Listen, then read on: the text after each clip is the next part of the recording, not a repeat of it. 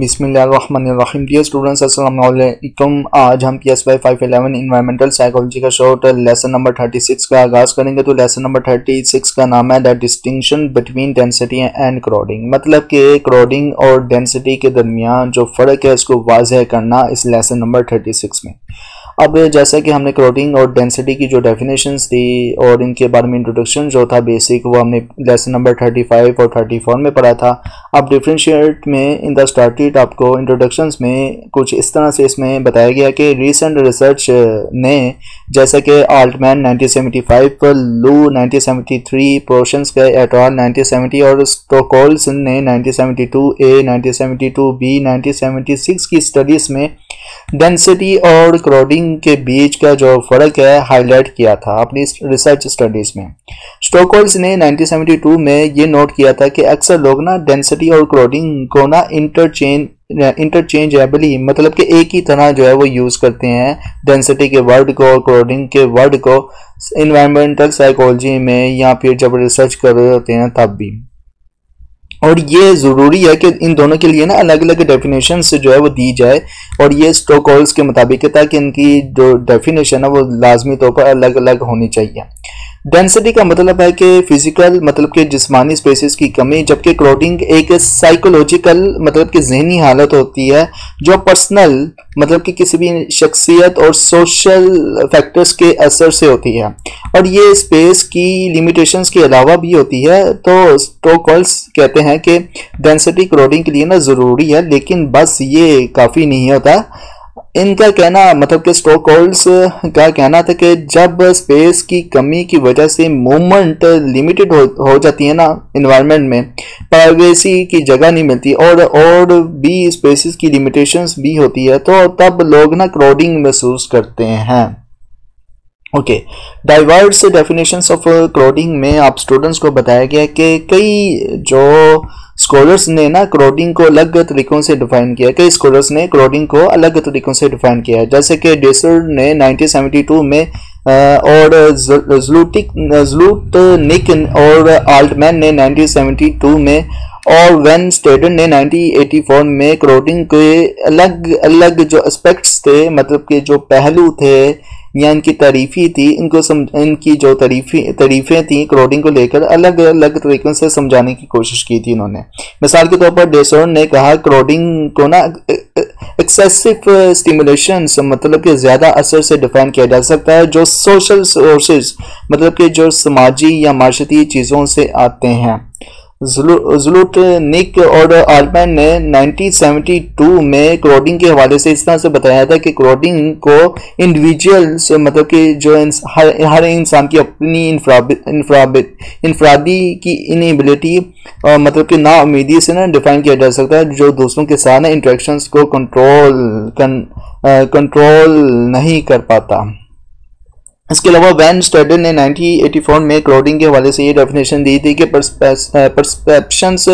की शक्ल में ना समझा जा सकता है क्राउडिंग को, जिसमें ना ज़्यादा लोगों की प्रेजेंस, स्पेस की रिस्ट्रिक्शंस और एवर्ड्स एक्सपीरियंसेस जो है वो शामिल है। अच्छा, एवर्ड्स से मुराद है कि नफरत वाला, और रिस्ट्रिक्शन से मुराद है कि कम स्पेस, और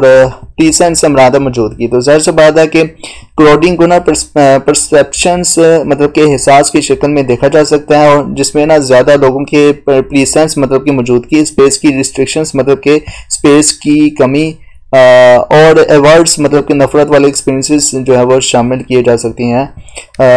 क्राउडिंग में। तो ये 1984 में वैन स्टेडन की डेफिनेशन है, मुझे काफ़ी अच्छी लगी है। इस तरह से ना क्राउडिंग को ना एक साइकोलॉजिकल कॉन्सेप्ट की शक्ल में समझा जा सकता है, जो एक सब्जेक्टिव, मतलब कि ज़ाती एक्सपीरियंसेस है, और ये ज़रूरी नहीं कि पॉपुलेशन डेंसिटी मैयर्स, मतलब कि लोगों का फिजिकल स्पेस और यूनिट्स इस एक्सपीरियंसेस को एक्यूरेटली तौर पर रिफ्लेक्ट, मतलब कि सही तरह से दिखाए। इन शॉर्ट ये जनरल एग्रीमेंट्स जो है ना वो मुत्तफिक सोच हैं कि हाई डेंसिटी जो है ना वो ज़्यादा जो है ना हाई डेंसिटी, मतलब कि कभी कभी ना लोग क्राउडिंग के लिए काफ़ी नहीं होती, और शायद कभी कभी ये ज़रूरी भी नहीं होता। Okay, complexity of density and crowding में आप स्टूडेंट्स को बताया गया कि डेंसिटी खासतौर पर ना एरियल डेंसिटी मतलब कि जगह पर लोगों की जो गिनती या हजूम होता है ना, कई कंपोनेंट्स को ना शामिल करती है, जैसे कि रेजिडेंशियल्स एवर्ज मतलब कि घर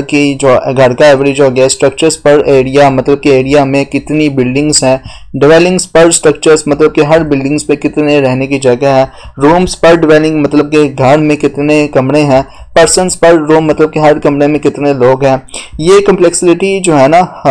मतलब कि जो ये कम्प्लेक्सिटी काफ़ी मुश्किल है, क्योंकि इस बात को समझने में ना मदद मिलती है कि ऐसे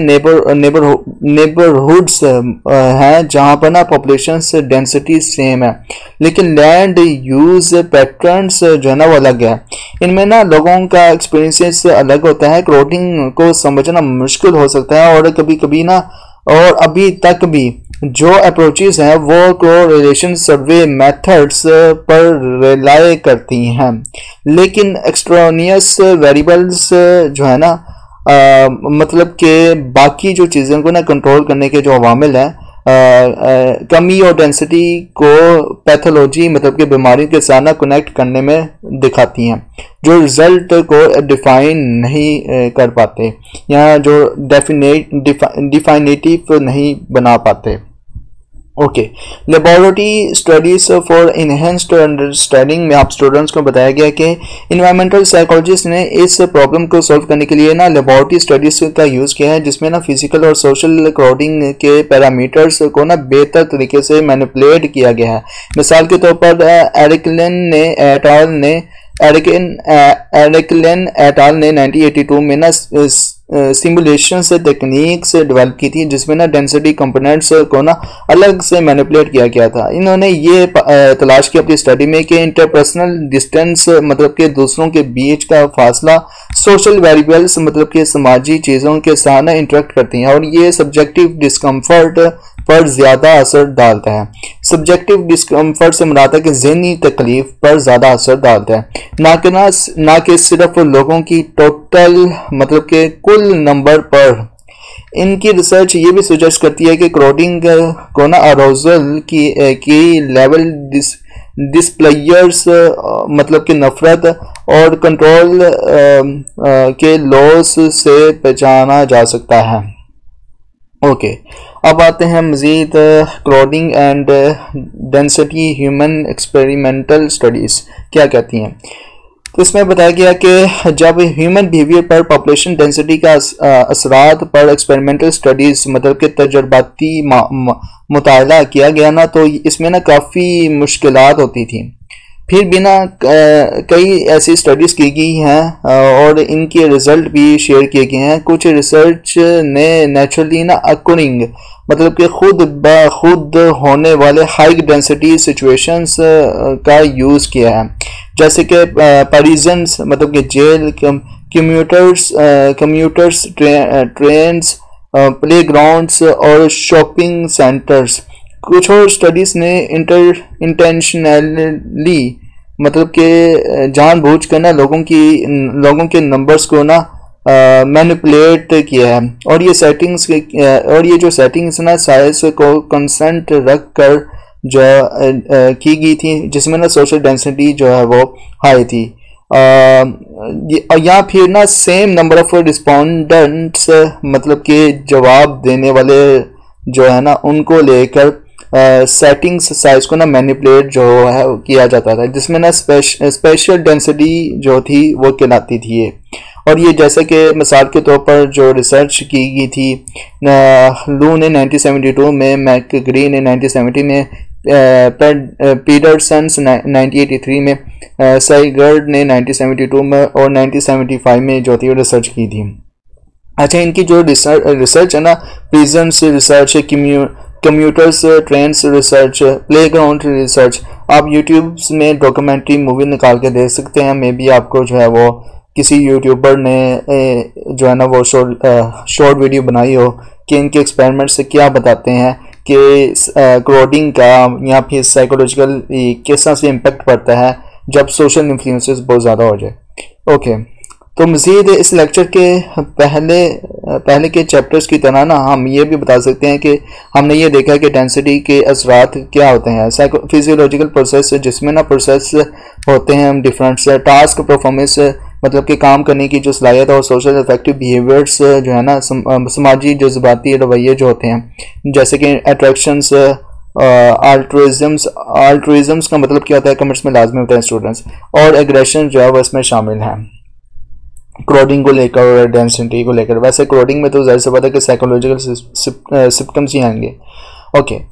फिजियोलॉजिकल रिएक्शंस में आप स्टूडेंट्स को बताया गया है कि जिस्मानी रिएक्शंस मतलब के जो रिस्पॉन्सेज पर ना सबसे पहले जो रिसर्च की गई थी वो थी डार्टरी मतलब कि डी आर्टरी 1975 ने ना डेंसिटी के असरात रिपोर्ट किए थे। इसने ना प्रिजन्स के इनमेट्स मतलब कि कैदी का ना ब्लड प्रेशर्स जो है ना ऑब्जर्व किया था जो सिंगल या डबल ऑक्यूपाई सेल्स में बंद था। इसने देखा कि जो इनमेट्स डबल ऑक्यूपाई सेल्स में थे ना इनका ब्लड प्रेशर्स इन लोगों के मुकाबले में ना ज़्यादा था जो सिंगल ऑक्यूपाई सेल्स में थे। पाउल्स मैकेन और कोक्स ने 1978 में ना ये भी तलाश किया कि ब्लड प्रेशर डेंसिटी का बढ़ने के साथ ना पॉजिटिव रिलेटेड होता है, जैसे कि डेंसिटी बढ़ रही थी तो ब्लड प्रेशर भी बढ़ रहा था। मैकेन, कॉक्स और पाउल्स ने 1976 में ना रिपोर्ट किया था कि हाई ऑक्यूपाई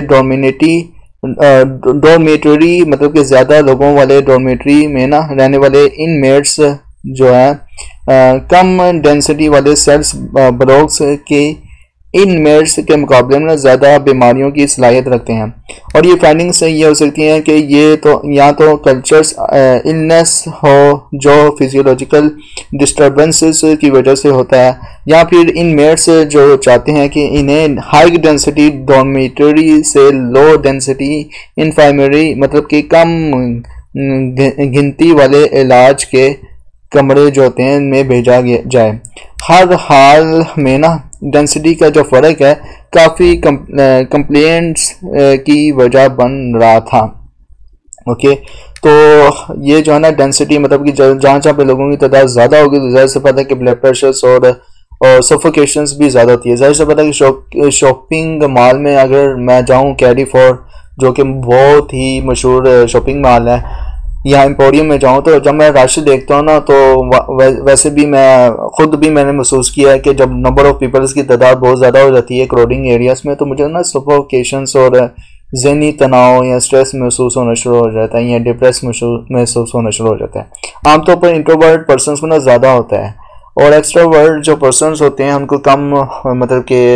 वो कहीं भी चले जाएंगे तो एडजस्ट कर लेंगे डेंसिटी वाले जो एरियाज़ हैं उनमें।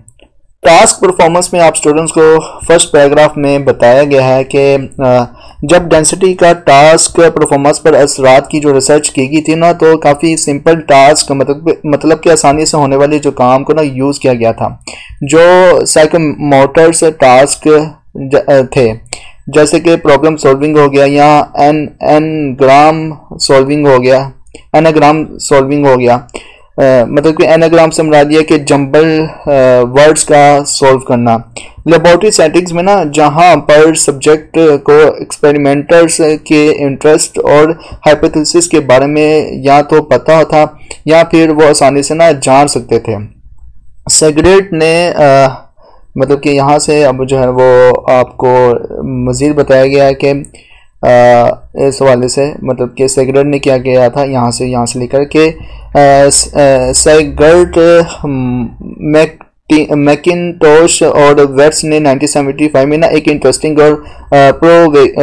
प्रोवोकेटिंग फील्ड स्टडी जो थी वो की थी। प्रोवोकेटिंग फील्ड स्टडी से मुराद है कि जिस फील्ड में कई रिसर्चेस शामिल हो। यह सपोर्ट दिया था कि बढ़ती हुई डेंसिटी की वजह से ना परफॉर्मेंस मतलब कि काम का होना में कमी वाक़या होती है। मतलब कि डेंसिटी जहाँ पे ज़्यादा होगी तो काम में भी जो है कमी वाक़या होगी, परफॉर्मेंस में भी कमी वाक़या होगी। मज़ीद आपको जो है वो इस वाले पैराग्राफ में आपको बताया गया कि सेगर्ट और इनके कोलीग्स ने ना अब सब्जेक्टिव को सोशली डेंस डिपार्टमेंट स्टोर्स और बिजी रेलवेज में टेस्ट किया था। इनका टास्क ये था कि अपने एनवायरनमेंट का कोग्निटिव मैप देना था, और रिसर्च ने ये कंक्लूड निकाला कि वो टास्क जो नॉलेजेबल और इन्वायरमेंट को मैनिपुलेट कंट्रोल करने की मदद से ना किया जाता था, वो इंक्रीज्ड डेंसिटी की वजह से ना मुश्किल हो जाते थे। और ये बात भी समझ में आई कि जब डेंसिटी बढ़ जाती है तो एक इंसान का ना मेंटल इमेज और मतलब कि ज़हनी तस्वर और इमीडिएट इन्वायरमेंट के बारे में नॉलेज जो है ना वो मतलब कि मालूमात कम हो जाती है, जो कि ग्लासमैन, बुरखार्ट ने और ग्रांट और वैले ने 1978 और कार्लिन, रोसन और एप्स्टीन ने 1979 की स्टडीज को फाइंडिंग से मैच जो था वो किया था। इन रिसर्चेस ने ये भी दिखाया कि सोशल डेंसिटी मतलब कि जो समाजी डेंसिटी का रिलेशंस स्टूडेंट्स के ग्रेड्स से भी होता है, जो अलग अलग यूनिवर्सिटी स्टैंडर्ड्स में था। कार्लिन एट आल ने 1979 में ये भी दिखाया कि जब हाई स्कूल डेंसिटी की कंडीशंस को रिमूव कर दिया गया ना, तो मतलब कि स्टूडेंट्स को कम बेहद वाली मतलब कि कम जो गिनती वाले कम जो स्टूडेंट्स वाली जो एरियाज हैं, तो इनमें जब शामिल किया गया मतलब कि गिनती के 5-10 स्टूडेंट्स के बजाय 5 स्टूडेंट्स कर दिए गए, तो इनके ग्रेड्स में काफ़ी इम्प्रूवमेंट आई थी। तो बढ़ती ही डेंसिटी आपकी इंफॉर्मेशन प्रोसेसिंग एबिलिटी जो है ना मतलब कि मालूमात को समझाने और हैंडल करने की जो सलाहियत को ना ओवरलोड मतलब कि ज़्यादा जो है वो लोड डाल देती है आपकी कॉग्निटिव प्रोसेसिंग पर, जिसकी वजह से ऐसे टास्क पर ना परफॉर्मेंस करना मुश्किल हो जाता है जो हाई लेवल कॉग्निटिव स्किल्स की मदद से होते हैं। तो सोशल इफेक्टिव रिस्पांस के हवाले से भी बताया गया। तो सोशल इफेक्टिव रिस्पांस में आपको बताया गया कि ये ना हम सब के लिए ना मुश्किल नहीं होता कि हम उन सिचुएशंस को याद करें जहाँ पर ना हाई डेंसिटी मतलब कि ज़्यादा हजूम वाले एरियाज में कर रहे हों, हम अनकंफर्टेबल फील करते हैं वहाँ पे, जैसे कि क्राउडेड एवेल्यूटर्स मतलब कि बेहद या बहुत बड़े जो एवेल्यूटर्स होते हैं ना, बार्गेन बेसमेंट सेल्स क्लासेस के पहले दिन एक लार्ज लेक्चर्स हॉल में ना बस डिपोर्ट्स और एयरपोर्ट्स टर्मिनल्स जहां हम जल्दी में कनेक्शंस पकड़ने की कोशिश कर रहे होते हैं ना, यहाँ पे ज़र से बात हम अनकंफर्टेबल फील कर रहे होते हैं इन सारी सिचुएशंस में, जितने भी एरियाज बताएं आपको डिफरेंट। ये सिर्फ कुछ एग्जांपल्स हैं, हम आसानी से याद कर सकते हैं कि उस सिचुएशंस को जहाँ ये डिस्कम्फर्ट हमने फील किया था, हमें टेंसेस मतलब कि टेंशन्स और एंजाइटी मतलब कि फिक्र या फिर एंगर का एहसास जो वो सिचुएशन दिलाती थी। दूसरी तरफ पार्टीज मतलब कि दोस्तों की जगह, हालांकि कि वो भी जो है हजूम वाला एरिया है, डेंसिटी वाला एरिया है। तो रॉक्स कंसर्ट मतलब कि जहाँ पे गाना गाने वाले जो एरियाज होते हैं, ये कंसर्ट्स होते हैं, तो वहाँ पे भी हजूम होता है। और एथलेटिक कॉन्टेस्ट खेल के मुकाबले में जहाँ बेहद डेंसिटी होती है, हजूम होता है, ये भी हाई डेंसिटी सिचुएशंस है जो हमारे लिए बिल्कुल अलग है और कभी कभी बहुत पॉजिटिव फीलिंग्स जो होती हैं ना वो हमें देती हैं। इसलिए हमारे लिए जज्बात जो है ना वो सिर्फ डेंसिटी से नहीं बल्कि ना उस सिचुएशंस के सर्कमस्टांसिस पर भी डिपेंड करते हैं जहाँ ये डेंसिटी होती है। तो सोशल इफेक्टिव रिस्पॉन्सेस में डेंसिटी के जो मुकम्मल जो आपको बताए गए हैं किस तरह से हम डेंसिटी जो है वो पॉजिटिव भी हो सकती है और नेगेटिव भी हो सकती है। मज़ीद कई स्टडीज़ जो है ना वो आपको बताती हैं, इस लास्ट में लाइन में आपको बताया गया कि कई स्टडीज़ मतलब कि बताई गई हैं जो डेंसिटी के असरात को सोशल बिहेवियर्स पर दिखाती हैं, जैसे कि अट्रैक्शंस की होगी, अल्ट्रुइज्म्स की होगी। अल्ट्रुइज्म्स के से मुराद है कि खुद को दूसरों की मदद करने का जो जज्बा है वो अल्ट्रुइज्म से आता है, अल्ट्रुइज्म्स कहलाता है। और एग्रेशंस, अब हम ना इन फाइंडिंग्स के देखेंगे कि किस तरह से जो है ये स्टडीज डेंसिटी के असरात के बारे में बताती हैं। अट्रैक्शंस मतलब कि एक फाइंडिंग स्टडी है, इसमें बताई गई है। तो इसमें बताया गया कि पहले लेबोरेटरी स्टडी जो ये दिखाई गई थी कि इंटरपर्सनल अट्रैक्शंस जो है ना जो है हाई सोशल डेंसिटी के अंदर कम हो जाती है। वो विलियम्स ग्रिफिथ और रसल विच ने 1971 में ना खानसा स्टेट यूनिवर्सिटी में की थी। इस एक्सपेरिमेंट में सब्जेक्ट्स मतलब कि जो लोग एक्सपेरिमेंट्स में शामिल थे कि दो कंडीशंस जो थी दी गई थी, एक हाई सोशल डेंसिटी वाली और एक लो सोशल डेंसिटी वाली, एक टेम्परेचर के दो लेवल्स भी दिए गए थे। जब इन्हें ये कंडीशन समझाएगी कि और वक़्त दिया गया ना, तो इनसे कहा गया कि वो ना स्ट्रेंजर्स को एवेल्यूएट करें, और ये ना बताया गया कि स्ट्रेंजर्स से मुराद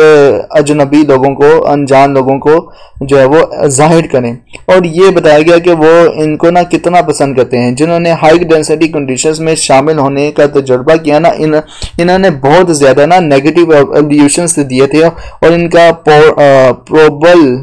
लाइकिंग मतलब कि पसंदगी का एहसास लो डेंसिटी कंडीशंस के लोगों से कम था। एग्रेशंस में आप स्टूडेंट्स को बताया गया कि ये एक्सपेक्ट किया जा सकता है कि अगर डिफरेंशियल डेंसिटी इमोशनल रिस्पॉन्सेस को ट्रिगर करती है ना, तो एग्रेशंस भी ना उसी तरह डेंसिटी के हिसाब से वेरी कर सकती है। लेकिन डेंसिटी ऑटोमेटिकली जो है ना एक स्पेसिफिक इमोशनल रिस्पॉन्सेस नहीं लाता, इसलिए और ऊपर दिए गए लॉजिक को ना फॉलो करना चाहिए। जैसे कि एग्रेसिव रिस्पॉन्सेस हो गया, अगर एग्रेसिव रिस्पॉन्सेस को किया जाए जब density negatively toned effective response को ट्रिगर करे, ये एलिसिटेशंस मतलब कि रिएक्शंस देना सिर्फ डेंसिटी की वजह से नहीं होता, बल्कि उस सेटिंग की पर्सनल और सोशल कंडीशंस की वजह से भी हो सकता है। मिसाल के तौर पर रूही और पैटरसन ने 1974 में फाइंड किया था कि हाई डेंसिटी बच्चों में एग्रेशंस को बढ़ाती है, जबकि ना खेल के लिए काफ़ी टॉयज अवेलेबल नहीं होते। अगर हर बच्चे के लिए काफ़ी टॉयज हो तो ना डेंसिटी में इजाफा होने के बावजूद बच्चों का एग्रेशन बिहेवियर्स उतना नहीं बढ़ता। इसलिए ये कहना सही होगा कि डेंसिटी टेम्परेचर्स की तरह सिर्फ एग्रेसिव रिस्पॉन्सेस को मॉडरेट करती है, लेकिन ये इनका ना डायरेक्ट काजेस नहीं होता। आल्ट्रुइज्म से मतलब कि दूसरों की मदद करना, तो इसमें बताया गया है कि आल्ट्रुइज्म पर की गई स्टडीज ये सजेस्ट करती हैं कि डेंसिटी डायरेक्टली ना हेल्पिंग बिहेवियर को अफेक्ट करती हैं या नहीं करती है इस हवाले से, बल्कि ना ये इनडायरेक्ट तरीकों से दूसरे फैक्टर्स के बेस पर हेल्प करती हैं। ऐसे फैक्टर्स मतलब कि जो हेल्पिंग बिहेवियर को डिटरमाइन करते हैं, इनमें ना mental effect, environmental effect, personal safety का जो खौफ है, और पॉजिटिव मूड स्टेट, और अर्बन एरियाज में हेल्पिंग बिहेवियर में जो डिफरेंसेस हैं वो शायद अटेंशनल प्रोसेसेस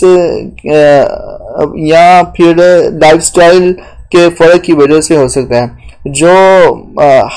जो मदद करने के लिए वक़्त की अवेलेबिलिटी को अफेक्ट करते हैं।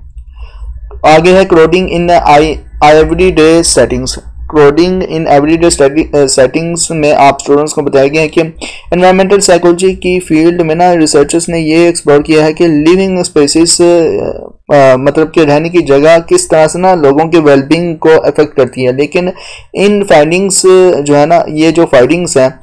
जितनी भी फाइंडिंग्स हुई हैं रिसर्च में, हमेशा ना कंसिस्टेंट नहीं रही, मतलब कि सही तरह से ये वैलिड नहीं रही कि वही जो फाइंडिंग्स है जो रिसर्च में फाइंड हुई है कोडिंग को लेकर, वो हर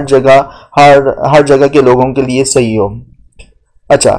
रेजिडेंस एंड डेंसिटी में आप स्टूडेंट्स को बताया गया कि एनवायरमेंटल साइकोलॉजी के रिसर्चर्स ने ये देखा है कि रहने की जगह किस तरह से ना लोगों के वेलबींग को अफेक्ट करती है, ख़ासतौर पर ना डेंसिटी के हवाले से। सवेने एट अल ने 1986 में ना ये फाइंड किया था कि जैसे लिविंग स्पेस में लोगों की तादाद बढ़ती गई ना, बच्चे ज़्यादा क्राउडेड फील करते थे। और दूसरी तरफ डकिट ने 1983 में ये डिस्कवर किया था कि रहने की जगह से डिससेटिस्फिकेशंस मतलब कि ना इखलासी मतलब कि डिससेटिस्फिकेशन से मुराद ये है कि मुतमईन ना होना, हाई डेंसिटी और लो डेंसिटी दोनों इन्वायरमेंट्स में हो सकती है। एक रिलेटेड स्टडीज गैप और विलियम्स ने 1986 में अपनी स्टडीज में ये देखा कि जो स्टूडेंट्स उन कमरों में रहते हैं जो 3 लोगों के लिए बनाए गए थे, लेकिन इनमें सिर्फ 2 लोग रहते हैं, इनका ना सेल्फ स्टीम जो है उन स्टूडेंट्स के मुकाबले में कम था जो कमरे में 2 लोगों के लिए डिज़ाइन किया गया था। लेकिन रोंची और स्पैरसिनो की फाइंडिंग्स ये बताती स्पैरसिनो की फाइंडिंग्स ने ये नहीं दिखाया कि लोग किस तरह से डिफरेंट लिविंग डेंसिटीज को